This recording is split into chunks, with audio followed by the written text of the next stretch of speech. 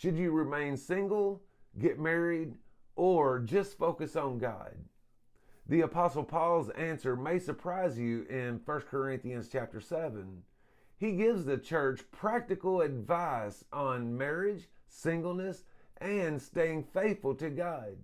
He reminds the church that no matter what a person's situation is, whether married or being single, can be used to serve the Lord with devotion and peace. The following is a chapter summary of 1 Corinthians chapter 7. 1 Corinthians chapter 7 verses 1 through 9. Paul begins by answering questions from the church about marriage.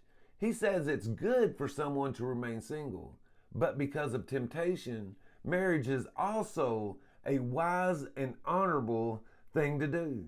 In marriage, husbands and wives should care for each other and meet each other's emotional and physical needs. Paul encourages them to only take breaks from intimacy for prayer and then come together again so Satan doesn't use that time to tempt them. He explains that singleness can be a special gift, an opportunity to serve God without distraction. But not everyone is called to that life. Some are meant to marry, and that's completely acceptable too. The key is to honor God in both paths. 1 Corinthians chapter 7 verses 10 through 16. Paul then gives guidance to married couples. He says they should not separate or divorce, and if they do, they should stay single or return to each other. He also talks to believers married to unbelievers. If the unbelieving spouse is willing to stay, the marriage should continue. Paul teaches that the believing spouse brings spiritual blessing to the home, and their children are considered holy. However, if the unbeliever chooses to leave, the believer is not required to force the relationship to continue. Paul emphasizes that God calls his people to live in peace, not conflict. 1 Corinthians chapter 7 verses 17 through 24. Paul encourages everyone to stay faithful in the life situation they were in when God called them. Whether someone is married or single, rich or poor, servant or free, they can live in a way that pleases God. Social status or personal history does not limit how close someone can be to the Lord.